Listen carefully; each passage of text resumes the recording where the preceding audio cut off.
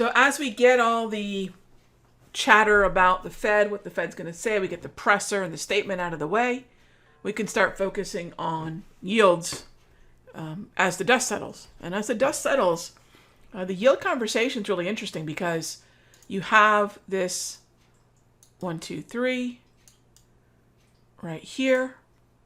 Now, why do I sort of highlight this candle here? Because, and you can see it highlighted by this Darvis, this is the area where we started to break the 1, 2, 3. So this is the actual break. Okay, cool.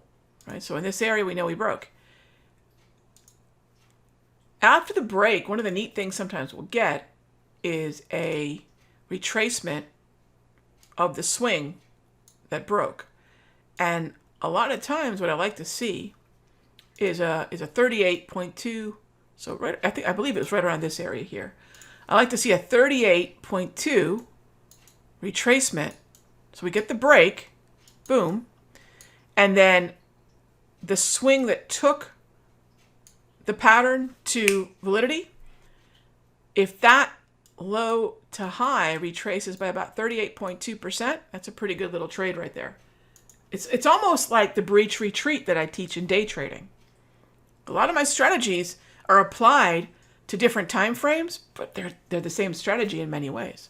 So instead of a clearing range high-low, we're talking about a 1, 2, 3 pattern breach and then retreat. So kind of similar in that regard.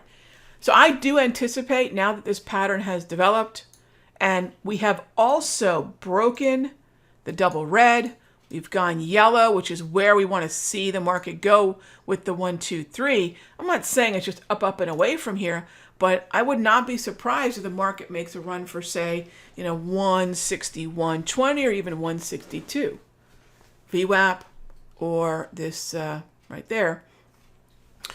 So that those levels are going to be really interesting for initial moves. There's a gap close up in here, which I'd love to see as well, around that 162 area. So that's all I'm looking for initially. I'm not saying we're going right back up to 170 or 175.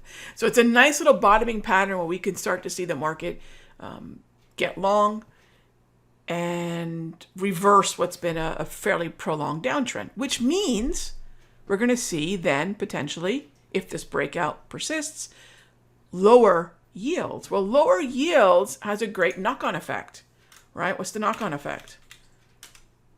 If yields from if the nominal yield of a bond is lower, and we know inflation's ticking up. Heck, the Fed admitted it again today. So inflation's ticking up. That's dropping real yields. That finally, and again, remember, this macroeconomic reality is also syncing up really nicely with the pattern and with the market structure. So this downtrend is broken. So we're more neutral. We're more able to potentially break out and move higher.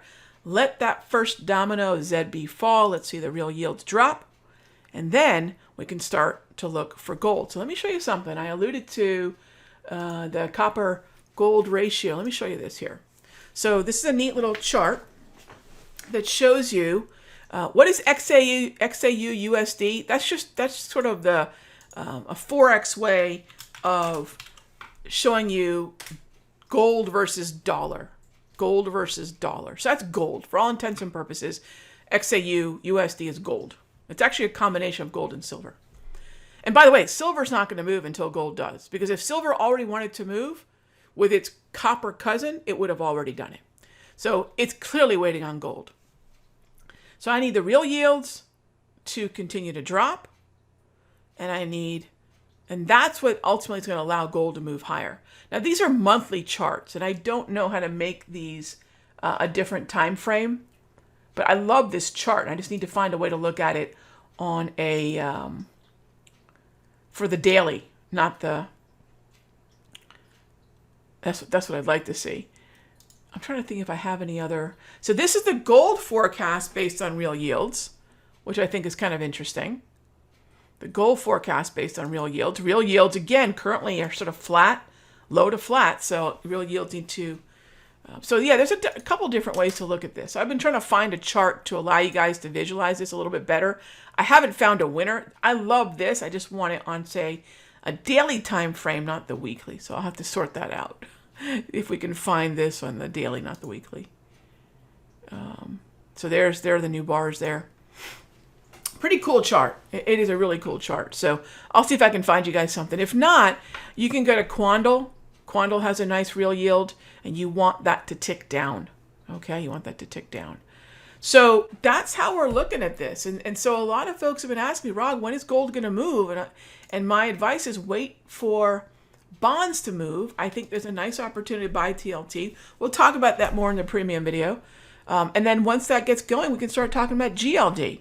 And of course, you can do ZB futures and GC futures. But I know a lot of you who, once we start moving away from a day trade and start looking at overnight swing trades, like sort of the relative safety and the known quantity of risk by buying options on the futures contract or options on the ETF alternative. So that's why I bring up GLD and TLT. And eventually we might even start talking about SLV. But SLV is so far down the list for me. Let's get TLT going. Let's get GLD going. And then we can start thinking about building SLV.